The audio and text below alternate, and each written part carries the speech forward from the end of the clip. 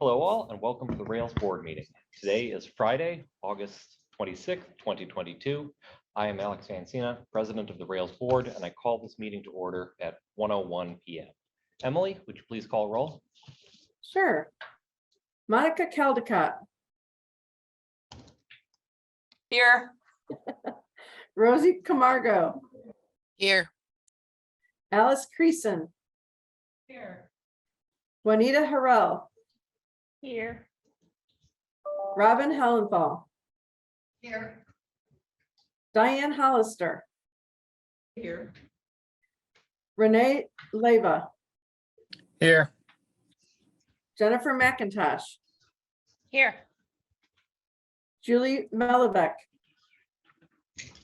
Becky Spratford. Here. Thomas Stagg.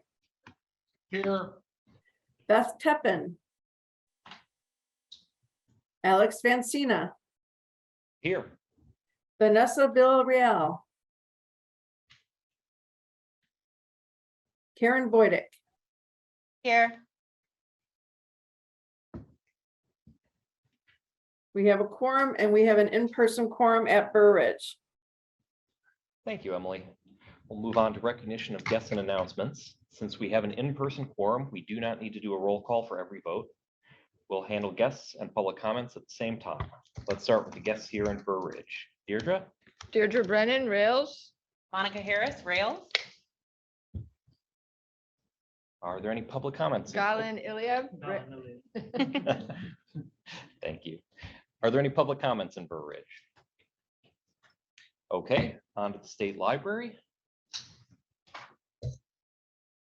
Gwen Harrison, State Library. Gwen? Hi, Any everybody. public comments? No, Hello. sir. All right. Moving on to East Peoria. Any guests in East Peoria? I don't think there's anybody in East Peoria. Sad. Look at it. I thought I saw. I said, you're all here. All right. Emily, would you please read the names of any guests on Zoom? Yes, and Beth Teppen just joined as well. We have myself, Emily Feister, Stacy Palmisano, Ryan Hevel, Layla Heath, Joe Philippek, Mary Witt, Mark Hatch, Anna Beam. And I Thank you. think Demond Warfield is coming on. Are there any public comments on Zoom? Hearing none, we'll move on to the consent agenda. Does anyone wish to move any item from the consent agenda to the regular agenda for further discussion? If not, may I have a motion and a second for approval of the consent agenda? Motion to approve consent agenda, Karen. Karen? I'll second the motion, Robin. Thank you, Robin. Emily, would you please call roll? Sure, Monica Caldecott, Yes. Rosie Camargo, Yes. Alice Creason, Yes. Juanita Harrell, Yes. Robin Hellenthal, Yes. Diane Hollister, Yes. Renee Leyva, Yes. Jennifer McIntosh, Yes. Becky Spratford, Yes. Thomas Stagg, Yes. Beth Teppen. Yes. Did Vanessa come in? No. Karen Boydick Yes. and Alex Vancina. Yes. Thank you. Thank you. Next, we have the Rails financial report, which will be presented by Monica Harris this month. Good afternoon. In your packet, you'll find the Rails financial statements for the month of July 2022, which is the first month of fiscal year 2023, which were prepared for you by Rails Finance Manager Sharon Swanson. The July 31st, 2022 unassigned general fund cash and investment balance of $19.8 million would fund an estimated 19 months of budgeted fiscal year 2023 operations. Through July, revenues were $708,470 below budget, primarily from not yet receiving any area and per capita grant payments. These payments are budgeted to be received evenly over the course of the year, but are actually received intermittently throughout the fiscal year. Rails received all APC grant payments by May for the second year in a row, during fiscal year 2022, and we expect a similar pattern this year. General fund expenditures of $2,157,928 through July were $73,045 below budget due to lower than budgeted expenditures in contractual services, which was primarily due to a normal lag in billings, travel and continuing education, which was below budget for July, but expected to increase with more conference participation this year, buildings and grounds due to a lag in utility costs because of the majority of July expenditures pertaining to June usage, personnel due to newly created positions that are budgeted but still in the process of being filled, and including lower expenditures in almost all other cost categories, with the exception of our equipment repair, rental, repair, and maintenance expenditures, which were above budget due to several annual renewals that occurred in July, and professional association membership dues that were above budget from several annual staff and organizational membership renewals that occurred in July. Delivery department expenditures of $217,546 through July were $53,541 below budget, primarily from lower contractual services expenditures due to a normal lag in paying contractual bills. Delivery department expenditures through July were 10.1% of total general fund expenditures. LSAP support expenditures of $424,668 through July were $24,743 above budget due to timing differences between budgeted and actual contractual expenditures, which will resolve during August. The LSAP support expenditures were 19.7% of total general fund expenditures. So expenditures in July are typically below the budgeted amounts, as many of these expenditures pertain to the prior fiscal year and they're charged accordingly. But that does bring us to the end of the financial report. May I answer any questions?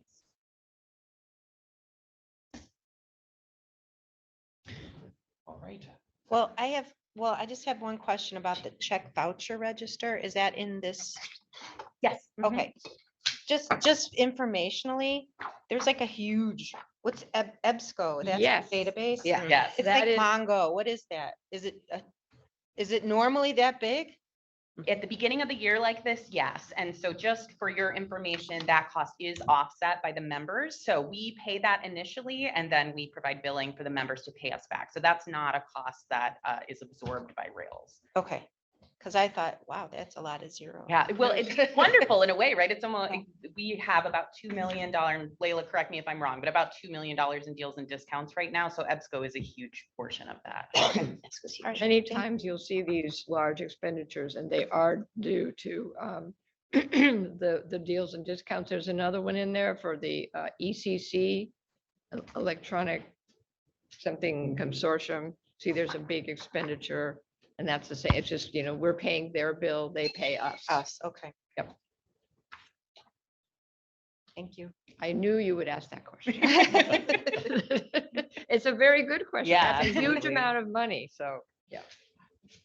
All right. Any other questions regarding the financial? Thank you, Monica. We'll move on to reports.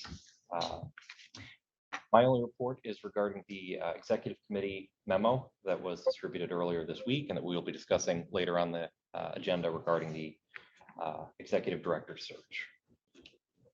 Were there any questions about the committee reports included in the agenda packet? Not. Next up is Deirdre with the Rails monthly report. Yes, thank you, Alex. So you have my written report and I will just draw your attention to a few things there, and then I have some updates as well.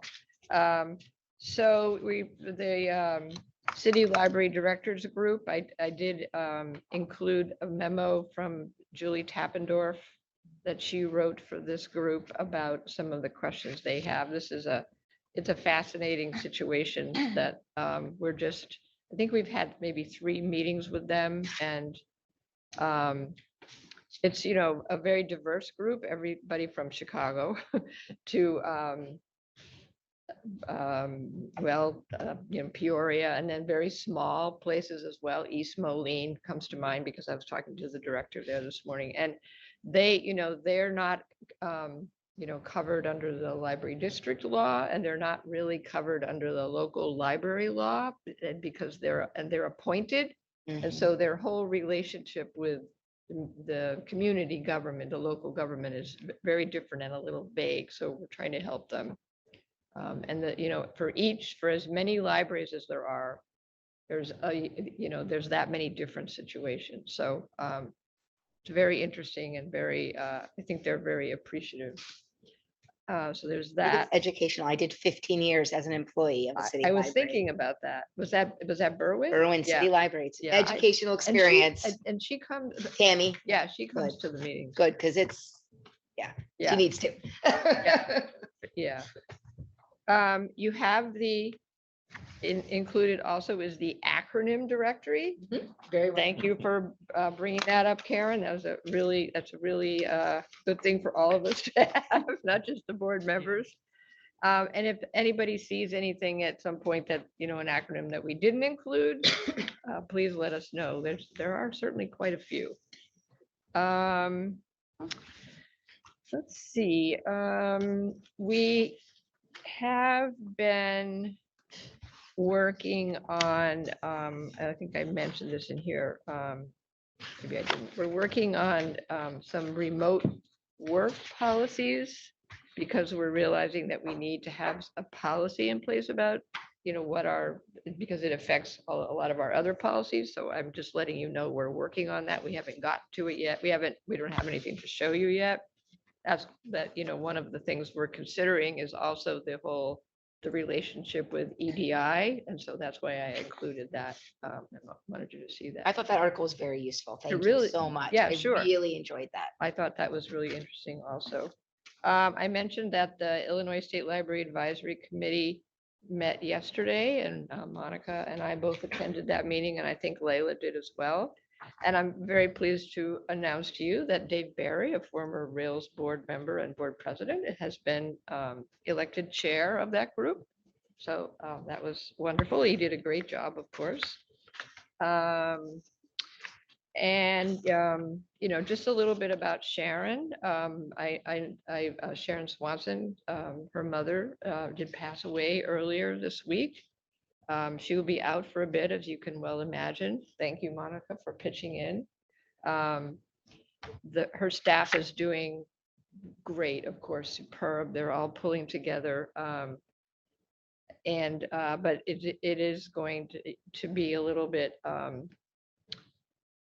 we're going to be sharing the workload a little bit because Bill Getz, is only working part-time because he retired theoretically. So, everything will be fine.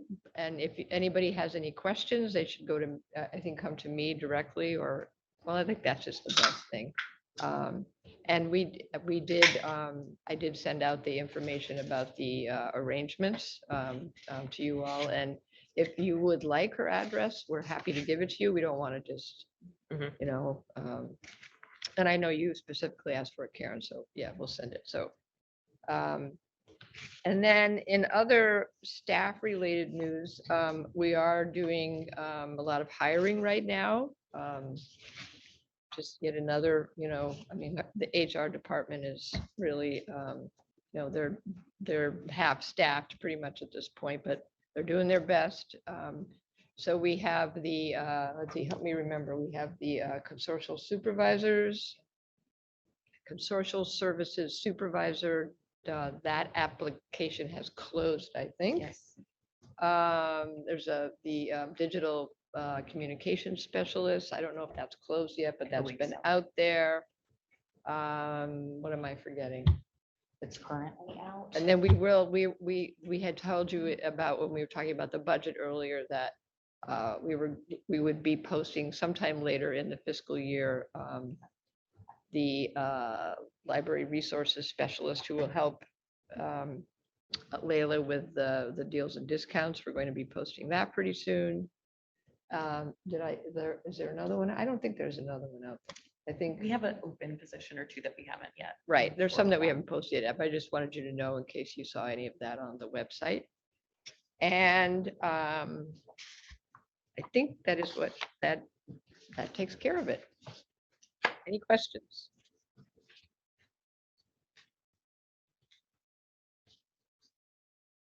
All right. If not, And next we have a report from Monica and Joe about Rails EDI programs and services. Thank you, Alex. And Joe is with us remotely, so we're going to kind of switch back and forth, but he's going to control our slides today. So we wanted to be able to give you an overview of our Rails efforts in equity, diversity, and inclusion. And so what we're going to do today is kind of go over sort of where we are right now to this point. And then we will move later in the fiscal year to kind of tell you how some of these projects have progressed throughout the fiscal year. So keep in mind, if you've been on the board for a while, you may have heard of some of these activities before, but since we have some new people joining us, we also just wanted to bring everybody up to speed on what we're doing now. So Joe, if you'd move to our next slide, please.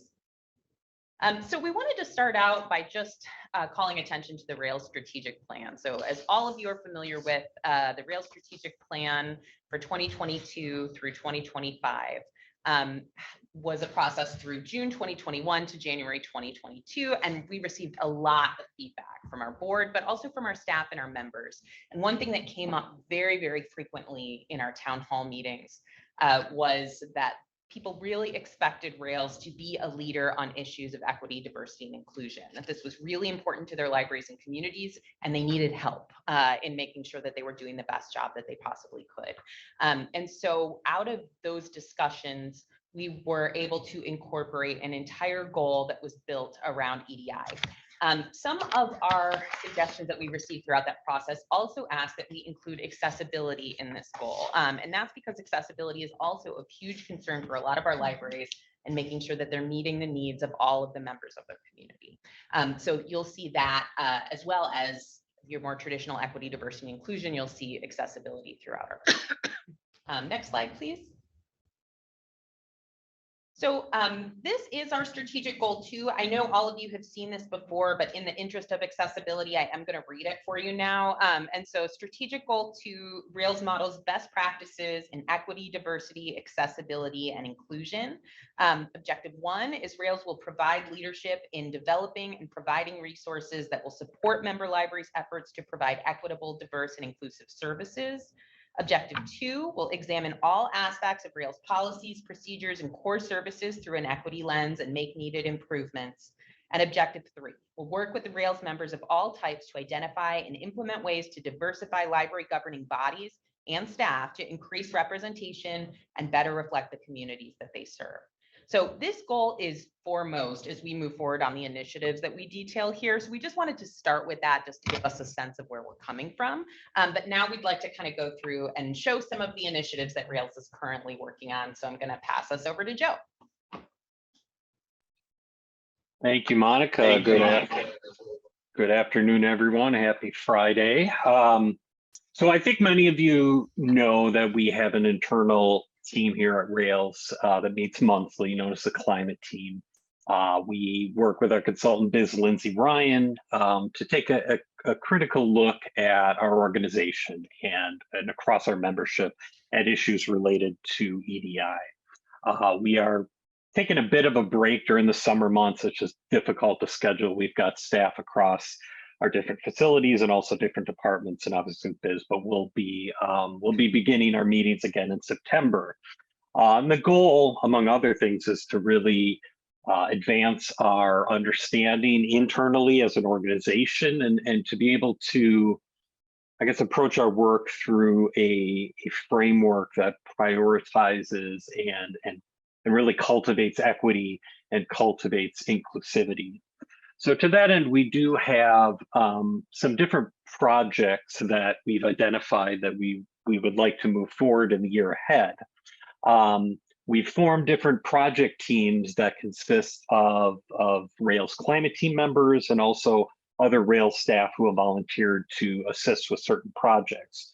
And the hope is to have an impact both internally here at Rails and also in the service of our membership. And so these projects are among the ones that we're going to move forward and implement in the year ahead, and that we will obviously be sharing with the board later in the fiscal year when we've made some progress on these. So the ones that I've highlighted here, just to say a few words about each, Rails, of course, as you know, works with a lot of different organizations.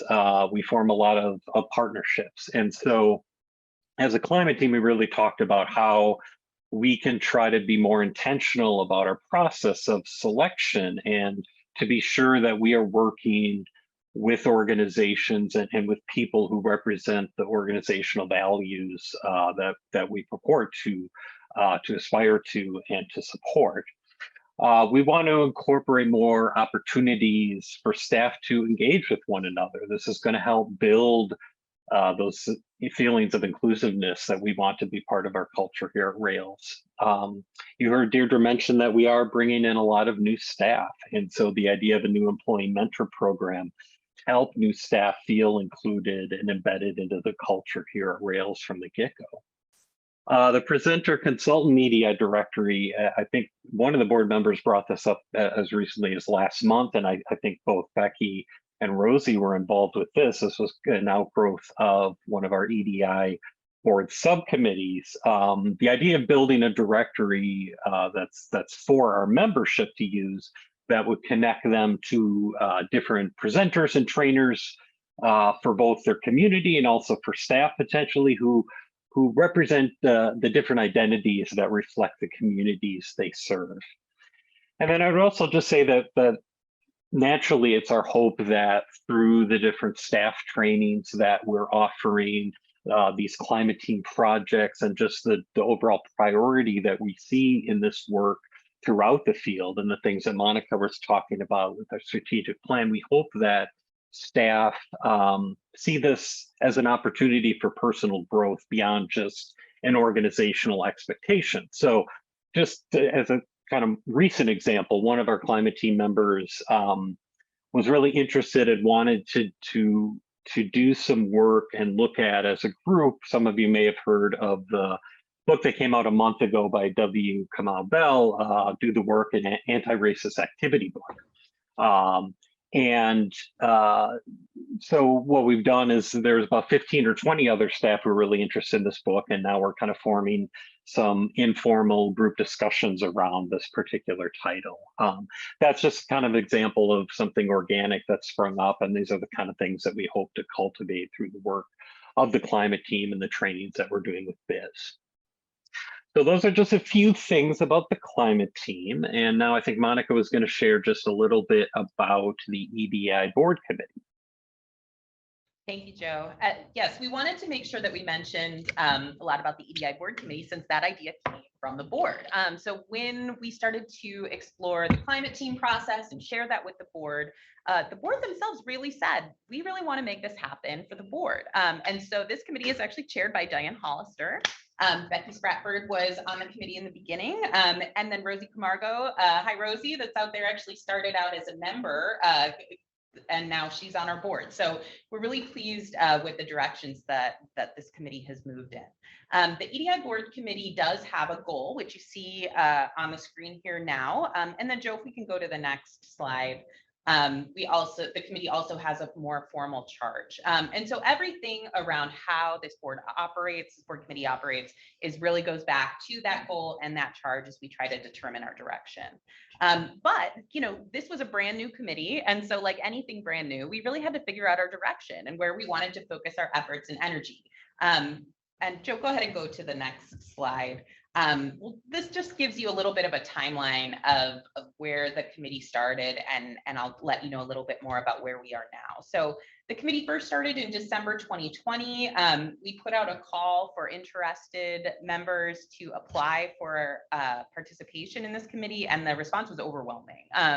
It ended up being quite a large committee, and we still had to turn away quite a few people who really wanted to participate and be involved. So it really clearly hit a chord with members.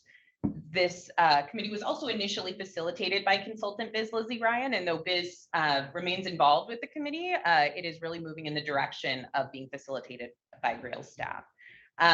It also started out, we were really trying to figure out where to put our energy in this committee, and that involved breaking into 3 subcommittees, as Joe alluded to earlier. So there was a program services and outreach subcommittee, a recruitment, hiring, and retention subcommittee, and a staff training, leadership, and advocacy committee. And those were determined based on all of the issues that the group thought of as being the highest priorities for this group to begin work on. The subcommittees did some really terrific work, and it really resulted in 3 very strong projects that, as Joe showed you earlier, have now been moved into the climate team sphere for the climate team to work on. And the Edi Board Committee themselves in fiscal year 2022 determined that they really wanted to move towards a training focus. And the reasoning for that was just to move everybody in the same direction and make sure everyone had received the same training and were coming to these issues with the same background and understanding. So our focus in fiscal year 2022 really moved to training, and there were 4 large scale trainings that were provided by Biz towards that effort. Some other movement that happened was we took on a liaison from the BIPOC Library Workers Networking Group. In working with them, they were able to provide a liaison to this group, and that's Michelle Metalski. One of the great things is that even moving into fiscal year 2023, that group is also going to begin providing a report at every one of those meetings, so we can liaison in increasing ways, which is exciting. Rails also began to provide a regular report on Rails activities regarding EDI in November 2021. And the group also completed an IM survey, which was a demographic makeup of the group so that the group could understand where each other were coming from and what their shared experience was. In fiscal year 2023, this group is transitioning more to an advocacy and work focus. So we're going to be bringing more of the projects that we're sharing and also asking this group for their perspective and advice, as well as asking the group to provide examples of initiatives that they're seeing in libraries or in other comparable industries that might work well in libraries. So this group continues to evolve, and we're really excited to see where we go. And I am going to pass it on to Joe to talk about the Edi cohort. Thanks, Monica. So many of you are probably aware of the Edi Learning Cohort that we'll be launching. Applications were accepted through the end of July, and we just actually sent out notification to people a matter of days ago. Although I keep getting these emails from libraries that say, oh, I missed the deadline. Is there any way you could squeeze me in? So I need to consider how nice we're going to be there. But we also have some people that can't participate because maybe they're in a new library. So we will allow in as many as we can. But once this is finalized, I expect we'll be around 40 participants. And beginning in October, this group will be meeting monthly for a total of around 8 sessions to explore different topics in the CDI space. Some of those topics are up there on the screen, with sessions primarily led by Biz. And though that list of participants is not completely finalized, I can say that just overall, we're really happy with the representation in this cohort and how it reflects our membership. That's one of those things that we, of course, for everything always aspire to, but it was really encouraging to see that representation. And just a few bullet points, we have about 40% of the cohort coming from non-suburban libraries. Obviously, that geographic diversity is very important. Primarily public libraries, as we expect for just about anything we ever offer. But I am glad that we have at least a couple school librarians as part of this cohort and several academic librarians as well. I'll also say, and one of the areas that I was most pleased by are the different job functions and titles that this group represents. My fear is it would be all directors or assistant directors, but that's definitely not the case. We have business managers, we have graphic artists, heads of cataloging, tech services, community engagement librarian, instruction librarian, teen services, all the way down. So really a lot of different sort of departments and job functions represented. And just in terms of diversity, around a third of the participants are non-white. So the diversity of this group, and obviously the importance of having those voices that be part of this cohort, super important. So I was glad to see that that aspect of the cohort as well. So, and I'll say that the intention, of course, is for this to not just be a one-time thing, that we want this to be an annual cohort. But while this first year cohort is really going to be focused on learning and the sort of foundational concepts of EDI, a lot of the applicants indicated that they had not had very much, if any, EDI training in this area.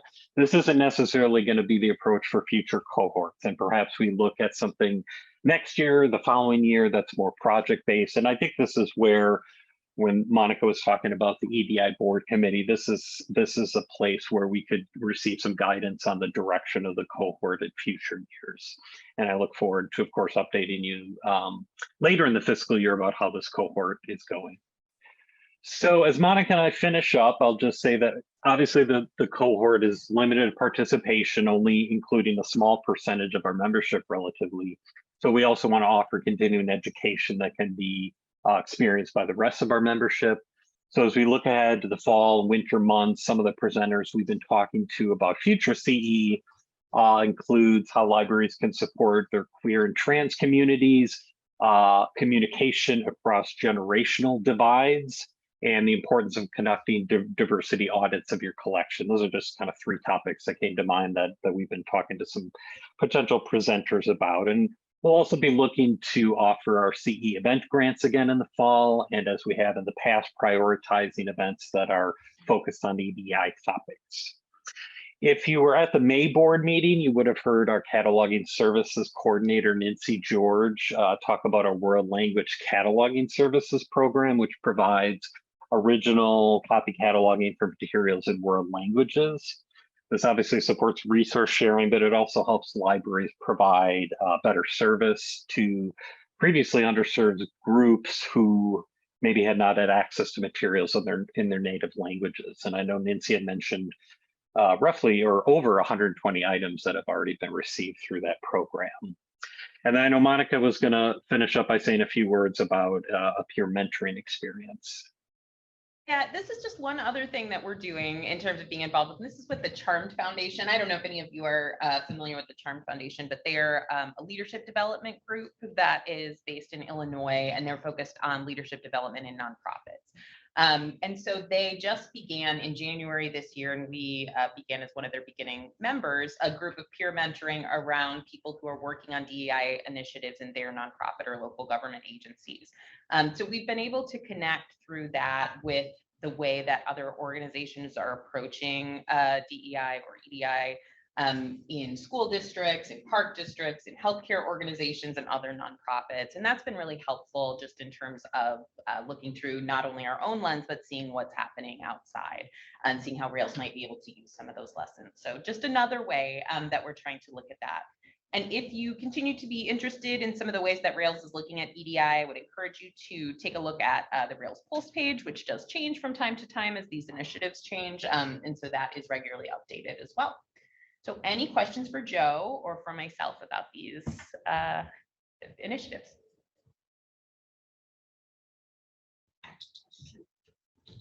If after the first cohort session for the second year, would that preclude any library that attended the first session?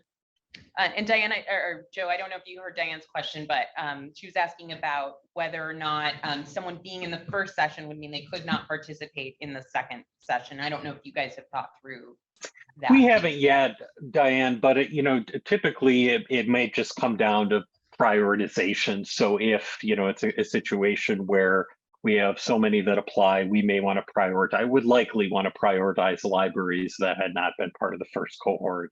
But in a situation where there are spots available, then typically we would allow somebody maybe to go through again. Thank you. But of course, we look forward to coming back to you again, sometime perhaps in the spring, to share how these projects and other Rails initiatives are proceeding. It's great to hear about the makeup of the applicants in the for the cohort. It's really great. All right. Thank you, Monica and Joe. Moving on to the State Library. Gwen, is there a report from the State Library? There is. I'd like to share. Can you hear me okay? Cool. Greetings. Okay. The State Library is moving forward in response to Public Act 102-0977 regarding public library district trustee vacancies. Letters have been sent to 27 district library boards, and they have until today, August 26th, to notify the State Library if vacancies have been filled. Procedures have been finalized with the Secretary of State General Counsel about how to fulfill the Illinois State Library's obligation to fill vacancies when library districts fail to do so within the 90 days. Number one, public notice will be published in a newspaper in the general proximity of the district affected for 5 consecutive days. And then 2, interested parties should respond within 10 days to the director of the state library. And this was discussed yesterday at ISLAC. The fiscal year school district library grant application is available through the ISL grants webpage, and applications are currently being accepted. And I can tell you now they're rolling in, and we're excited about that. There will be a forthcoming announcement, formal announcement, and the deadline for this application is October 15th. And on a related note, the fiscal year 22 Illinois Interlibrary Loan and Reciprocal Borrowing Statistical Survey is now open at Counting Opinions. And the deadline for completing this survey is March 31st. August is National Minority Organ Donor Month. The Secretary appreciates libraries making this information available to their patrons.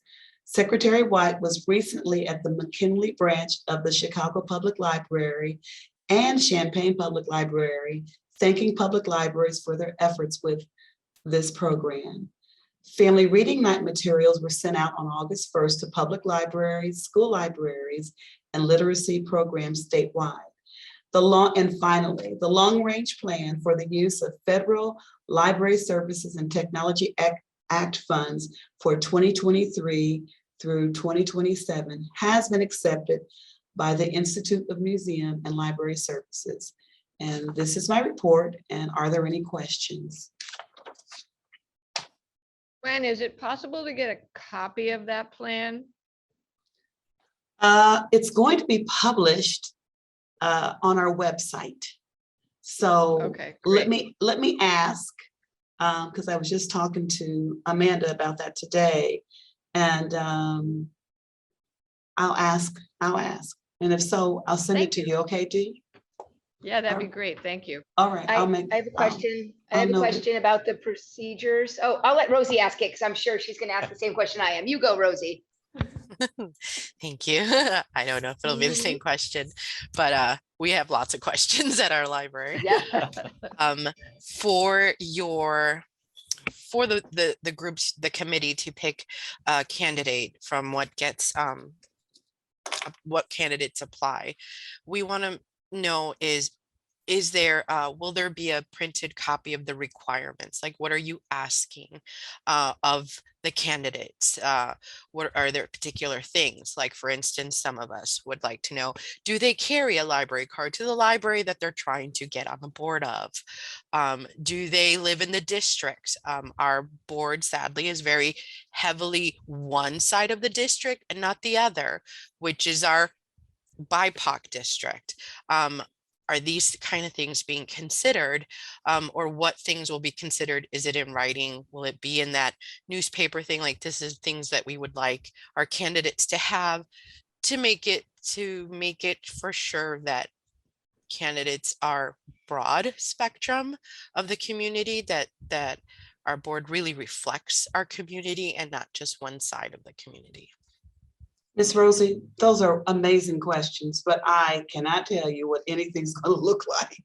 I don't know what it's going to look like, but these are great, great, great questions. I suggest you contact Greg McCormick, the director here, or Karen Egan. Okay.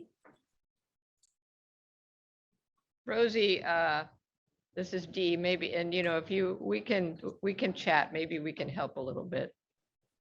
That would be great. Those are great questions. They are. Yeah, and I was going to say it might be better if Rosie's not asking them, so I would be fine asking for her, because I think that we need to listen to Rosie's questions and then have someone else ask them. Exactly. We don't want you So, to get in the middle yes. of anything at your library. So I am more than happy to be the one asking those questions. All right. Okay. That's fine too. Yeah. Obviously. Everybody should be asking. Yes. They're great questions.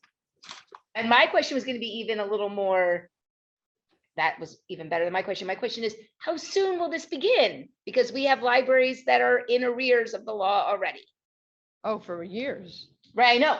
So why, we have procedures, how soon until we start executing said procedures? They've been finalized. The general counsel has approved them. And I think they're going to be going forth like real soon. Okay, so we should get our Yeah. questions in real soon. Okay, I would suggest it, yeah, like now. Okay. Uh-huh. thank you. Thanks, You're Gwen. welcome. You're welcome, Dee. All right. Any other questions for Gwen? Thank you, Gwen. I guess can I just point out one Yes. additional thing, which Becky will also know about? This act does not cover city libraries. No. Hmm.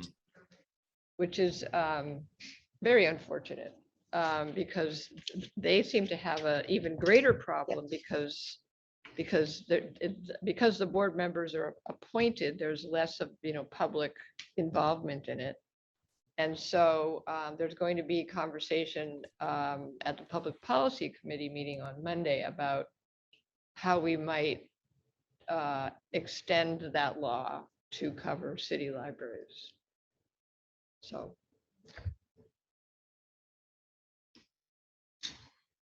All right. Moving on to new business. Deirdre, would you please start us off?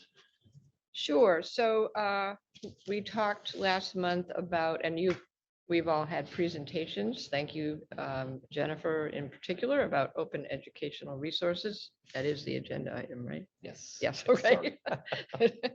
And so we did put in your packet because the request came from Ann Craig, who's the director of CARLI, the Consortium of Academic and Research Libraries in Illinois, that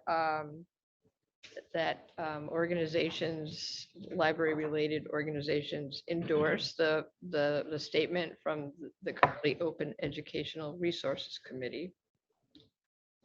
So this is the statement, and so I would hope that you would be willing to vote to support the development of and access to open educational resources for students in Illinois and endorse this statement from the CARLI Open Educational Resources Committee. So wait, clarification, this is Becky, you're asking for two, you want support of the statement and Endorsement of this, endorsement of the statement, but you said something before that. support the development of and access to open Okay. educational resources for students in Illinois and endorse the statement of this work group. I moved that. Okay. And to make sure it was That's why I fully, said it like it nice, was like fully I- said. yeah. Thank you. I will second that. Okay. All right. In that case, Terrific. all in favor, say aye. Aye. Opposed, no. Motion carries. Thank you. We will Thank you. get this to Ann and I'm find sorry, out what did- else we can do. Did we have a second on that motion? Tom, Thank you. Thank you, Emily. All right, so the next item on the agenda is the recommendation from the executive committee regarding search firm. You have the memo that was shared earlier this week. Were there any questions for me or for the committee about our recommendation of hiring Bradbury Miller to assist with the search? I am so glad they said yes, because I found out in another meeting that they said no to New Jersey Library Association, who is looking for someone because they didn't have time. So, and I was in a meeting with New Jersey Library Link when I found that That's a out. good So we are sign. very lucky that we got in. Yes, the committee That's a was good very sign. impressed with them.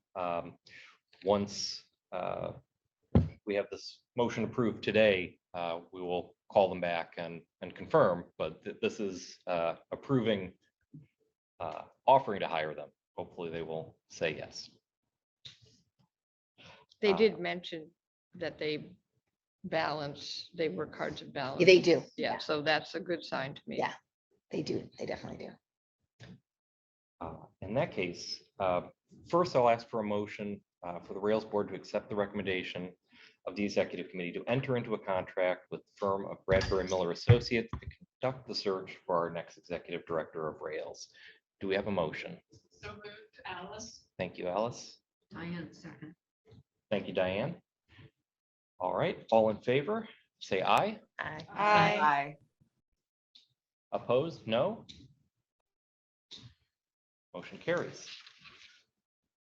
Secondly, we would like to clarify the role of the executive committee during this process. Our understanding is that the executive committee would be the active participants with Bradbury Miller in the initial rounds of interviews to help narrow the field of candidates and bring a final slate to Rails for final interview, to the Rails board for final interviews.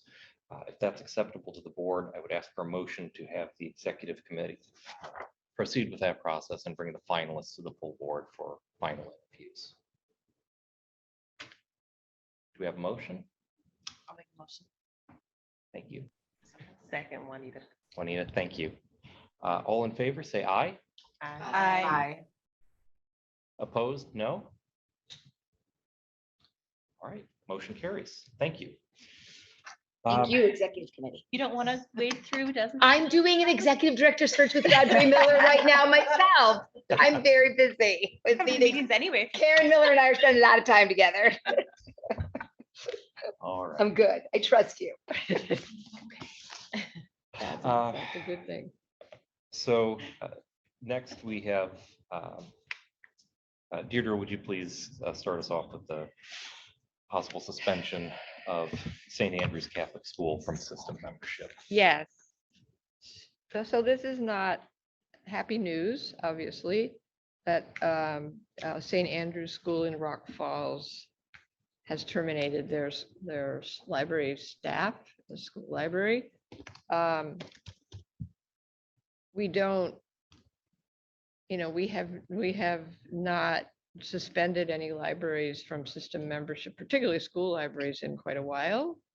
COVID kind of paused that, but this is a particularly difficult situation because they are complicated. This is unprecedented because they are also in an LSAP. They're in the Rock River Library Consortium. So not only are they system members, and they have access to, all the services that Rails provides, but they also get, through the LSAP, they get, funding from Rails. So this will, if we suspend them, they can't be in that consortium anymore. So they lose all the services of that consortium, including e-read and per capita grant and, and unfortunately, the consortium will, because of them leaving and, the way that, the support, the financial support that we give to the LSAPs is based on membership and, activity, interlibrary loans. So anyway, their award will be reduced by almost $7,000 this year. Which is really terrible because they don't have any staff in that consortium, and they do amazing work, serving those very small communities, very underfunded. I've tried to get in touch with the principal. Dan has tried to get in touch with the principal. I did speak with Greg McCormick about this, and he, as he put it very correctly and succinctly, we can't be supporting volunteer libraries with taxpayer funds. And we just can't. We don't have the wherewithal, nor should we. That's a basic certification requirement.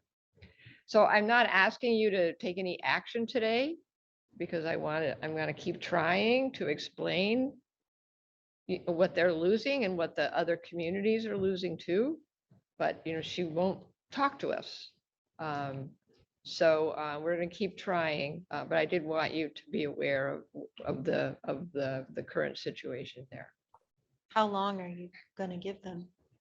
Pardon me? How long are you going to try until we? Well, I think we'll have to do something next month. Oh. Yeah, Yeah, because the school year's starting. yeah, it's not right, yeah. Yeah. So anyway, I'd just Yes, like to Monica. add to how sad this makes me to hear Yeah. that a school is not only losing their staff, but maybe even just breaking up the library. It just is, Yeah. it saddens my heart. Thank you, Dee, for trying to reach out to the principal and trying to make, what's everyone's guess that the principal has no idea what this LSAP even is, has no I idea know. what services their school has been given through Rails. Right. It breaks my heart. I think one question that comes to mind is, that, and I'm certainly not looking to out any schools. I want everyone to stay, or at least try to stay in Rails. But there are often times when, even on like the Association for Illinois School Library Educators aisle, our listserv, people go, well, you know, they told me that's it. Like they're going to break the library up into 3 classrooms and I don't have a job anymore. I mean, I'm just interested in, how did Dan find out about this? Maybe through the LSAP, and what should a conscientious board member do if we find out other examples? Well, it's a really good question, and I can tell you that there's some indication that the school is just in financial trouble in general, and declining enrollment, and are taking drastic steps to try to stay open. I did initially. Did you have a question, Diane? I just wonder, are they, governed by diocese? Could the I think diocese- so. Okay, and so the diocese won't help out either? I don't know. I haven't, She been won't able talk to her. They won't talk to me. Seems It's, very yeah, strange. I know. And you're right. It was, Jennifer Slaney, who is the director of the Sterling Library and does run that consortium, called Dan. And, my first reaction, frankly, was, well, they did have staff when they went through certification. So why don't we try to, work with them, not make a big deal out of it, frankly, until, certification comes around again. But the complicating factor of the LSAP, it's just too, we shouldn't be doing that. It's not right. So I, as far as what you should do, I think, I would appreciate it if you would tell us, because maybe we can help in some way. I mean, eventually when they go to certify, it's going to come up anyway. But if we know, we might be able to, say, hey, look at what you're losing. Might be helpful. The monetary amount alone, just to like what you're getting in. Right, exactly. State funds could help somebody figure out to keep it. Right. I know, it's just, historically, the board has not wanted to, well, I wouldn't say that, but is reluctant to make a bad situation worse, but there's nothing to. else to do, really. But that's why we want some time to try to, get somewhere. So I'll let I'll keep you updated. All right. Thank you, Deirdre. Yep. Next, we have discussion of board meeting schedule and locations for this year. Emily included a memo about upcoming events and the board meeting schedule. She will be sending a follow-up email regarding attendance. Please answer emails in a timely manner. If you need assistance with getting email notifications on your regularly used devices, please let IT know, and they would be happy to help. Any other questions or discussion about the upcoming meetings and events? Oh, the next one's in Peoria. That is correct. You can still attend at Burr Ridge, but that's just where staff, and it's kind of the main meeting area. And it will be Like at if you the come here, it's Peoria still a Public quorum. Library, not East Peoria, because we do not have the larger facility at this time. That's where, are we meeting at the main library, or are we, where? It's the main, the main library, yes. Okay. And here it is. We're happy to put people up the night before. I mean, we used to do this all the time. It was a great, bonding and educational opportunity, see different libraries, meet different library staff, et cetera. So we will be getting there on Thursday and go to dinner somewhere that Emily's working on. So Do you know what time lunch will be Friday? Because I have to drive down Friday. noon. We will guess. probably start a little earlier, so That's probably what I get thought. about 11:30. 11:30. But if That's we know fine. you're coming, I can save you a plate. Yeah, I already emailed you. I'm coming, but I I'll be there know. by 11:30, no problem. I Right. have concert tickets the night before. I would love to come to the hotel, but it's I only know. 2.5 hours, so I'm fine. Tom does it all the time. He can drive back and forth to here. I can.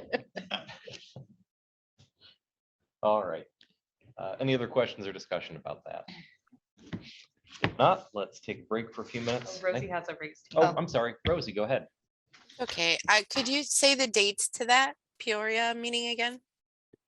Oh, yes. That meeting will be Friday, September 23rd.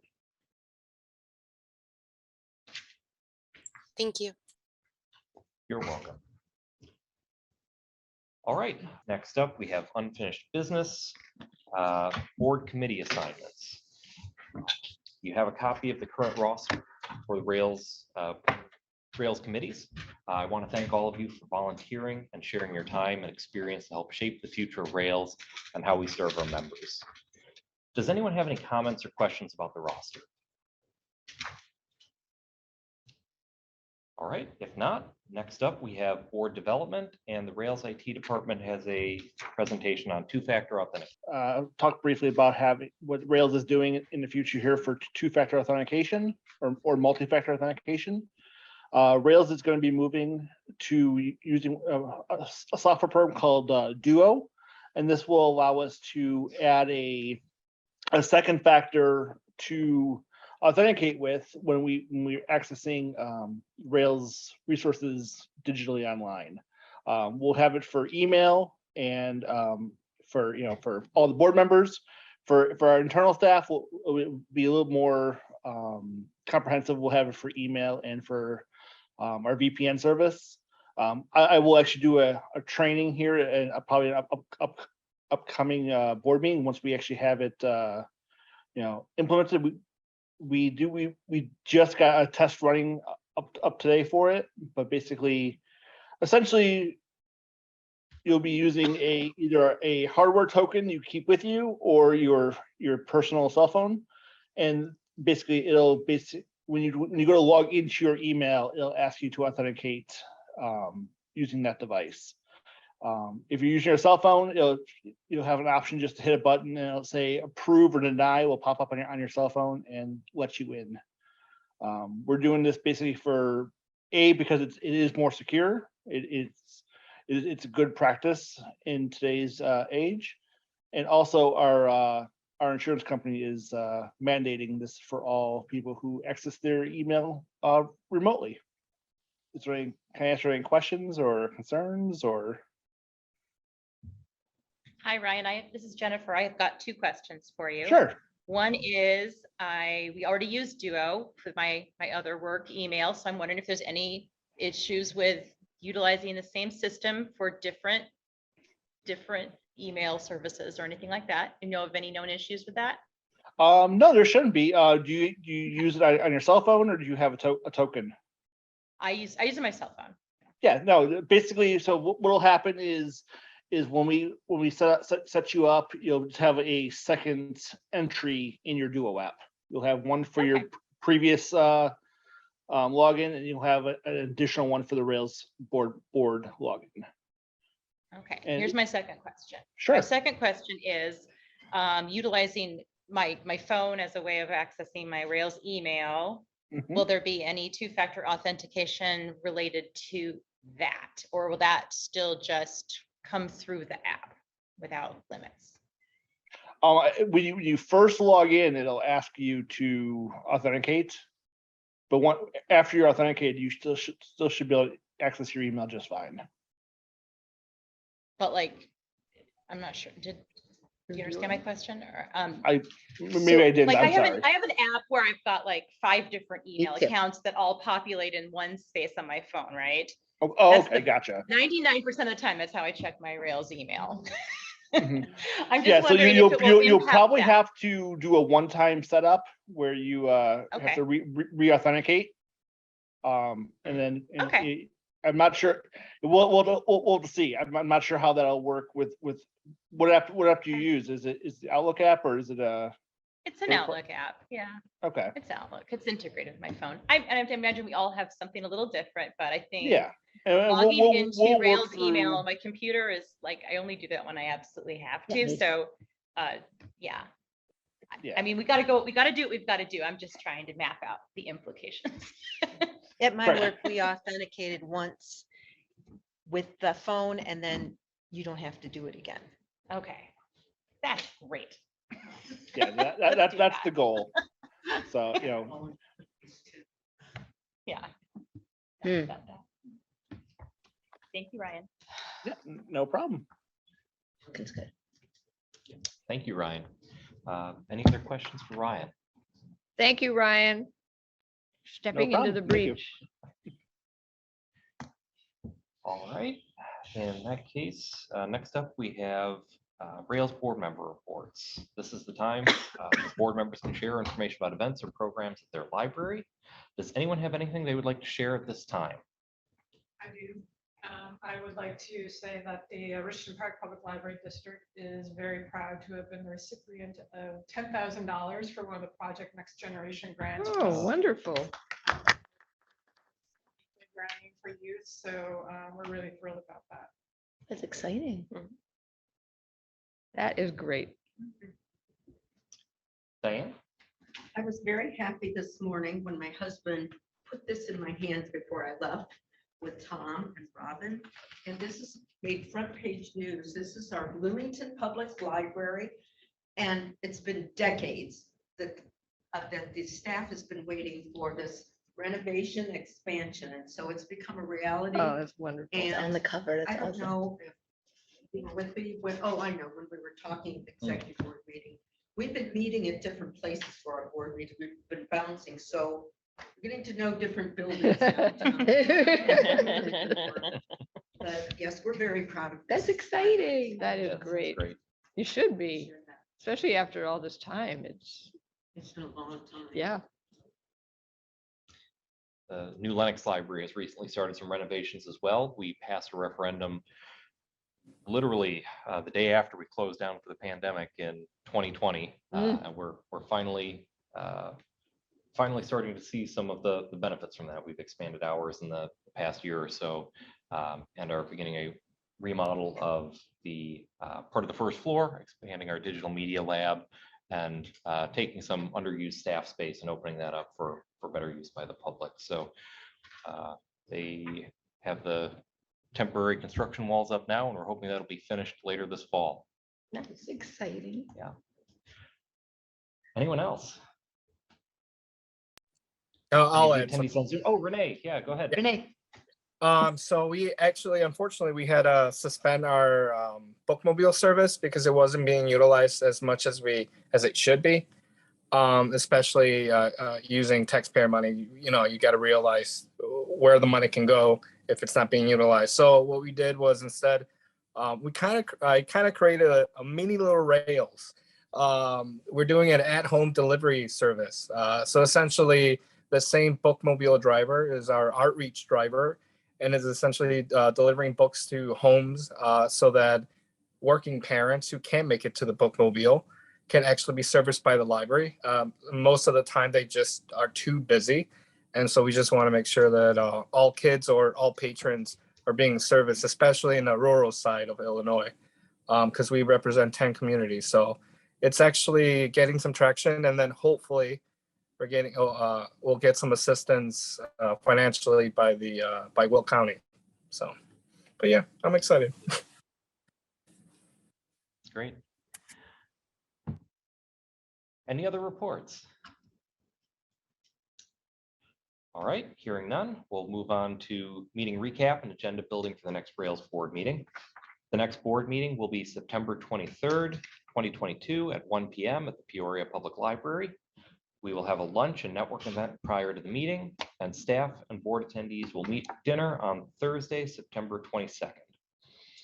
We will give an update on the executive director search. The annual report will be presented, and Deirdre will give us an overview of OCLC. Part one. Part one. I haven't decided how That's many very parts there's gonna ambitious. be yet. Very ambitious. It's a picaresque novel. It'll be the work of your retirement. I know, really. I think I will also probably be talking about St. Andrew's School again. Oh, yes. Yes. Yes. And are we doing delivery statistics? in Delivery next September? month, yeah. Yeah, okay. I think this will be very interesting because we're gonna look at sort of how delivery volume, et cetera, has changed, Yeah. changed and, or not. you know. So, All right. We do have need of a closed session today. The board will now move into closed session to discuss matters pertaining to personnel as per 5 Illinois compiled statutes, chapter 120, paragraph 2, section C1, which states exceptions, a public body may hold closed meetings to consider the following subjects. 2, collective negotiating matters between the public body and its employees or their representatives, or deliberations concerning salary schedules for one or more classes of employees. May I have a motion to go into closed session? So moved. Tom, thank you. Second, Karen. Thank you, Karen. Emily, would you please call roll? Yes. Rosie Camargo, Yes. Alice Creason, Yes.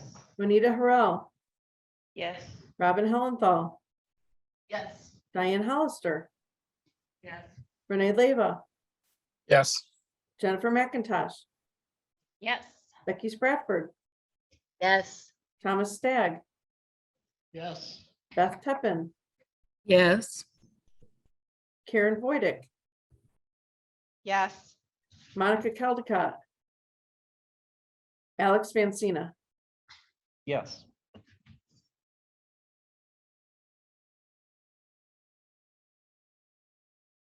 All right, we are back from closed session. There is no action needed to follow up from that. So if there are no final comments, we will adjourn at 2:39 p.m. Thank you all.